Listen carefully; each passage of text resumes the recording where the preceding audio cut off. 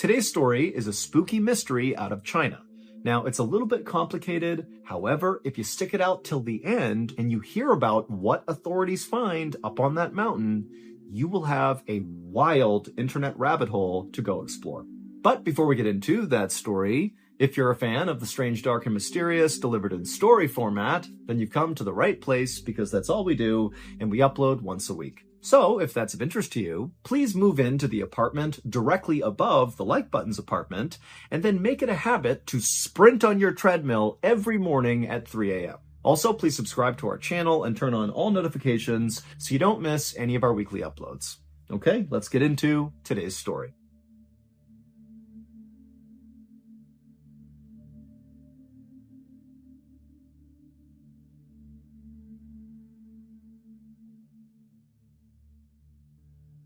At 5 a.m. on September 30th, 2008, a 61-year-old man named Xian Tiexiong finished getting dressed inside of the bedroom that he shared with his wife in the city of Beijing, China. After he finished getting dressed, Xian reached down and scooped up his backpack off the floor that was already packed, and then as quietly as he could, he kind of tiptoed around the bed to his wife's side to give her a kiss goodbye. Xian was going to be heading out to a local mountain that day for a day hike. And so Xian, he gets next to his wife and he bends down to kiss her, and right as he does that, he accidentally wakes her up. And so his wife opens her eyes and she looks up at him, and Xian just says, I love you. He gives her a kiss, and he tells her, hey, I'll be back tonight before midnight.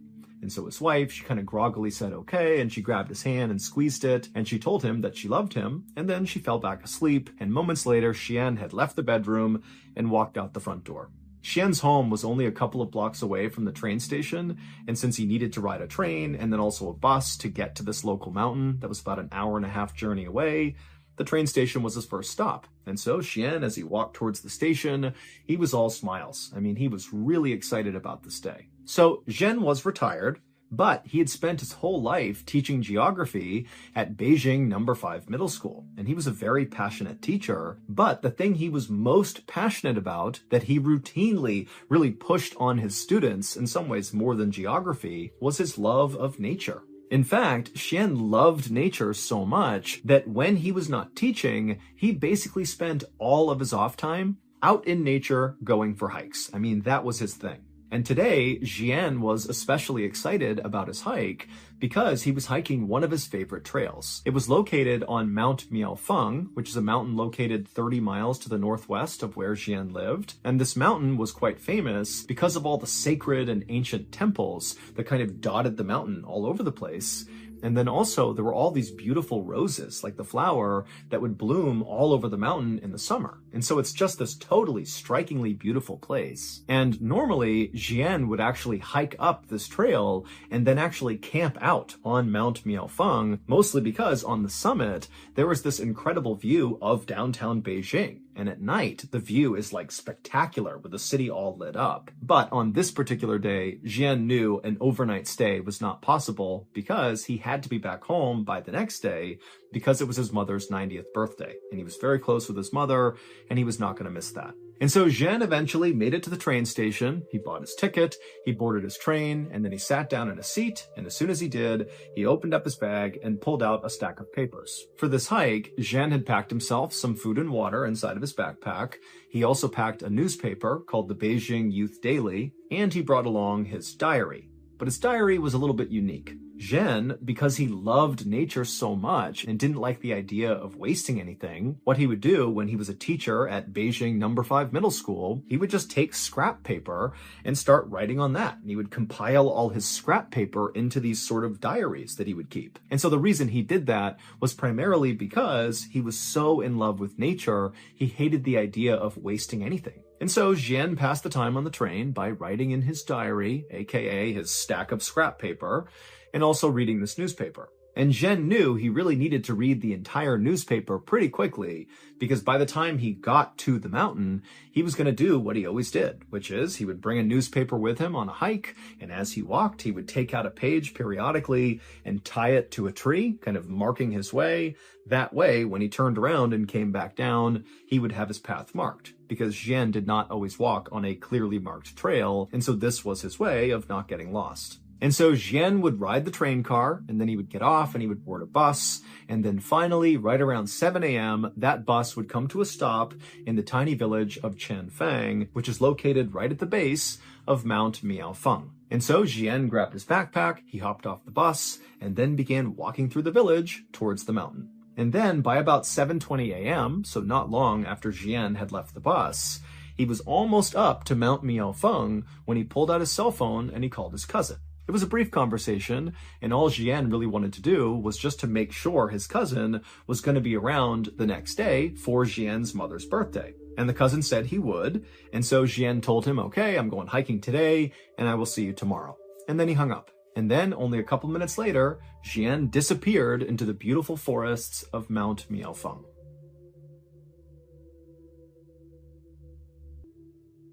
A few years ago, I started noticing that I was getting a whole bunch of solicitation phone calls and emails. Now, at first, it was just some random company trying to sell me some product, but pretty quickly, it took a turn and became just a succession of spammers and scammers trying to get me to wire them money or send them a gift card or click on suspicious links. Now, honestly, this was more of a nuisance than a real concern because I didn't read any of these emails. I just kind of ignored them, but it made me wonder, how do they have my information? So, as an experiment, I just Googled myself, and I can tell you I was genuinely shocked by how much of my personal information was just out there for anyone to access. And keep in mind, this happened pre-Mr. Ballin.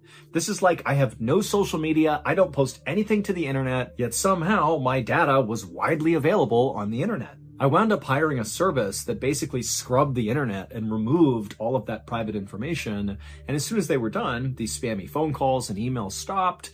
And most importantly, I had peace of mind again that my identity was secure. So if this could happen to me, it definitely could happen to you if it hasn't already.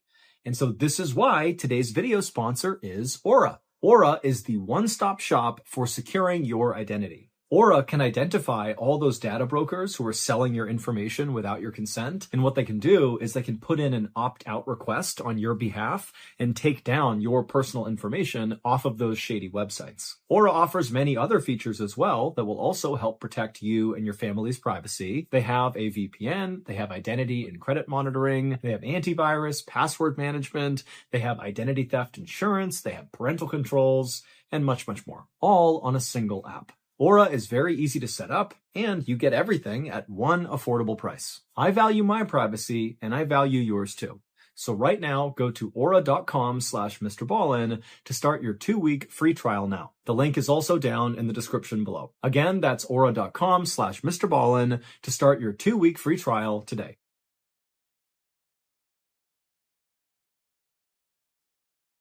So Jian's wife did not expect to hear from Jian at any point that day because she knew he would have terrible cell phone service up on the mountain. But she did expect her husband to be home on time. He had told her that morning before he left that he would be home that night before midnight. And if you knew Jian, you knew this guy was never late.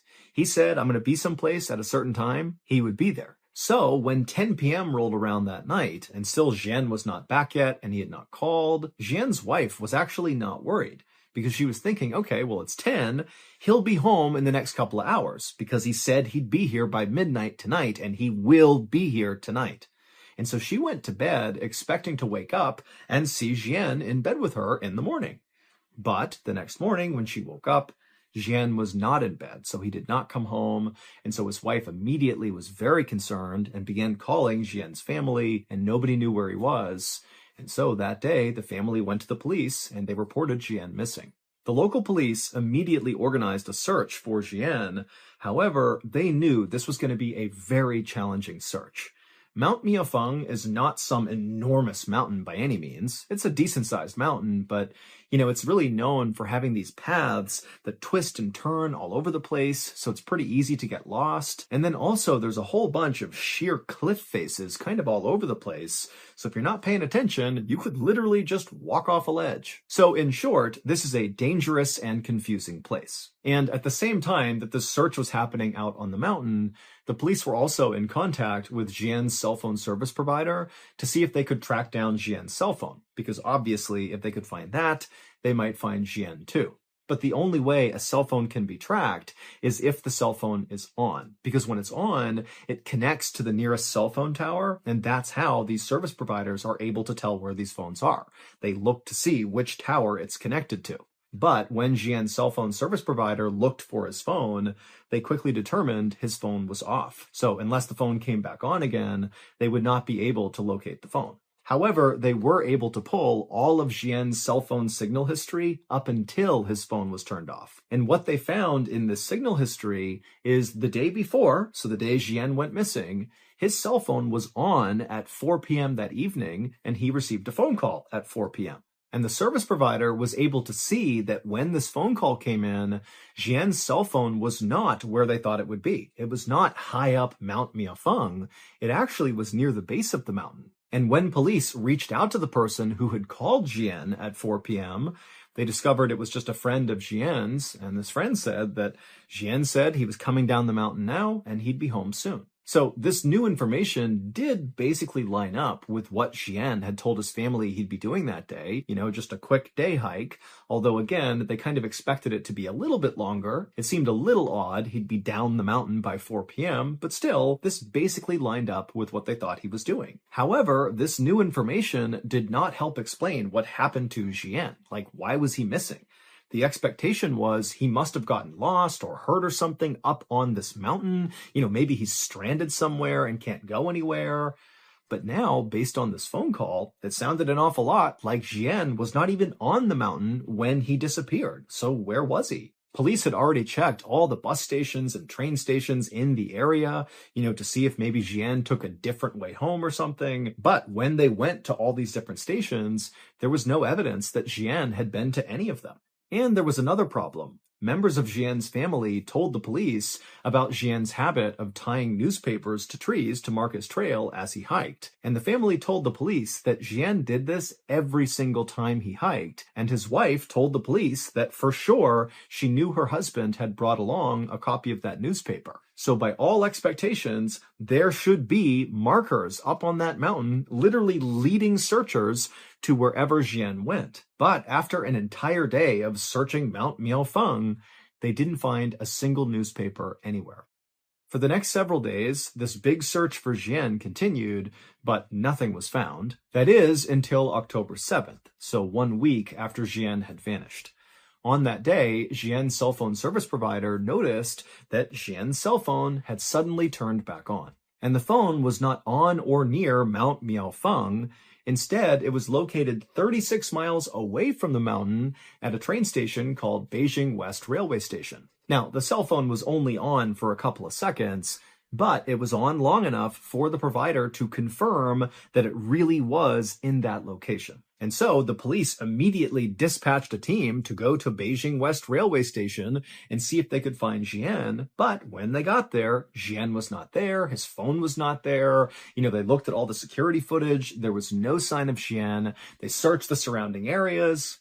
Nothing. And on this day, at basically the same time that police are at this railway station trying to make sense of, what's going on with the cell phone, a villager from Chanfang village, which is that little village that sits at the base of Mount Miaofeng, came forward with a very strange story. He said on the day that Jian disappeared, this villager was at his little shop. He sold walnuts to hikers that were making their way towards Mount Miaofeng. It was basically like snacks for the hike.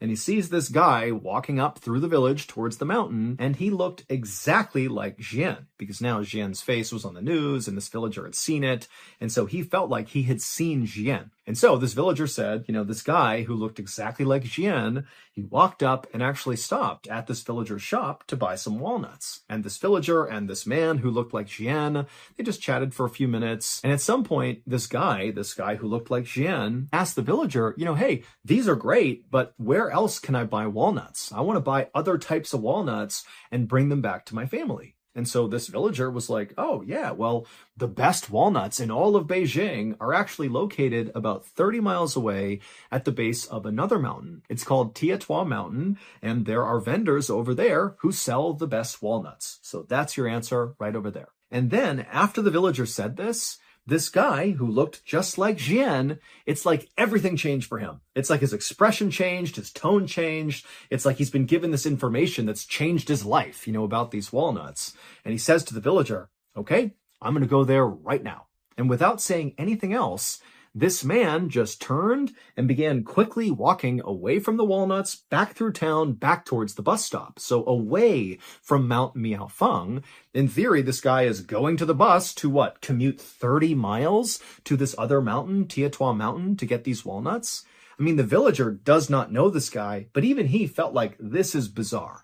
This guy comes up, he's buying snacks to go hike Mount Miaofeng. He seems really excited about it. And I offhandedly mention these walnuts, and he's like, boom, I'm out of here. I'm going to go 30 miles to this other mountain to get these walnuts.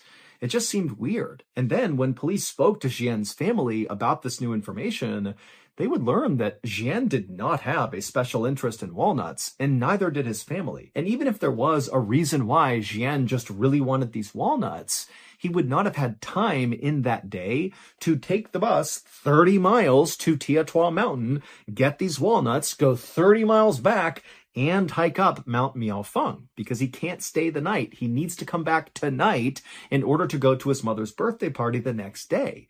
So it just made no sense. But this walnut thing was basically the only lead police really had, because everything else was a dead end. And so they decided to shift their search area from Mount Miaofeng to Tietua Mountain. And pretty much right away, they saw something that gave them hope that Jian could be here. They found pages from the Beijing Youth Daily newspaper tied to trees on the mountain.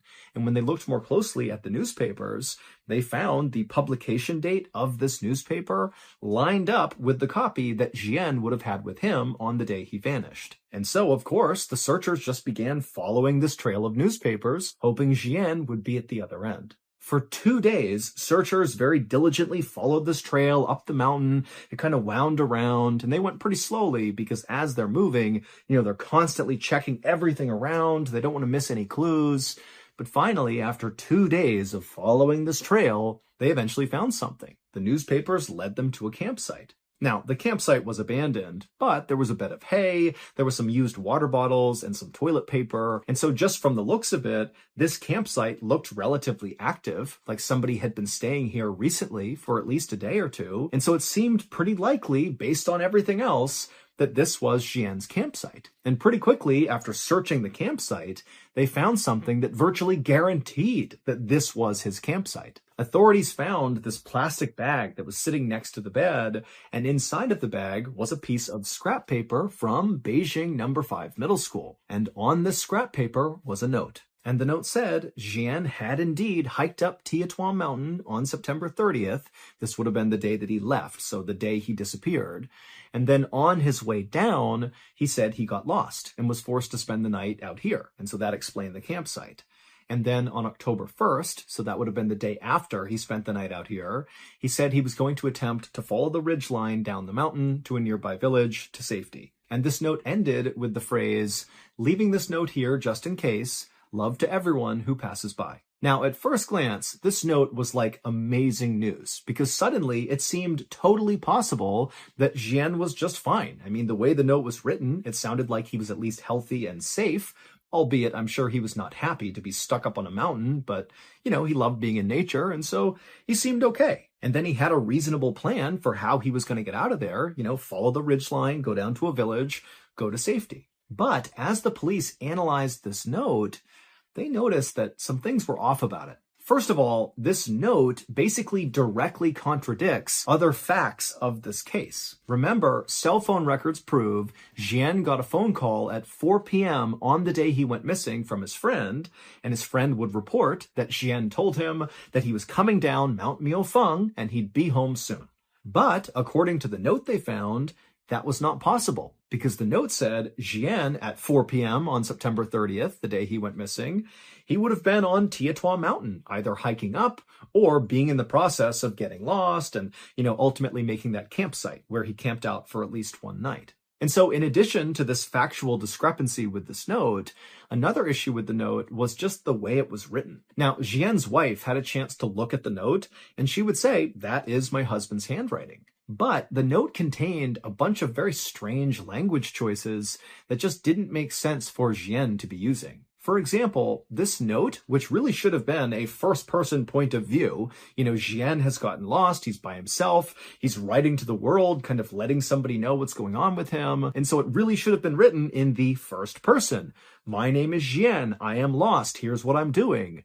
But the note was written in the third person. Jian got lost on the mountain, and so he is going to camp out for the night, and tomorrow he's going to make his way out to safety. But despite being written in the third person, it did sound like somebody was talking about themselves. It did not feel like somebody else was attempting to document what Jian was doing. But by far, the weirdest part of this note was the tone shift that happened about halfway through. So the first half of this letter was written, albeit in the third person, but it was grammatically correct and sort of formal, like you would expect from a very well-educated retired teacher. But once you get to that second half of the note, the grammar started being really awkward, and then the very final line, which says, "Love to everyone who passes by," that actually sounds totally awkward in Chinese. So love to everyone who passes by is the translation into English, and that basically makes sense to us. Like, that's not an awkward phrase. But if you put it back in Chinese, it's so awkward. It would be like if I tried to say to you, I take the bus to work, but instead I said, to work, take bus.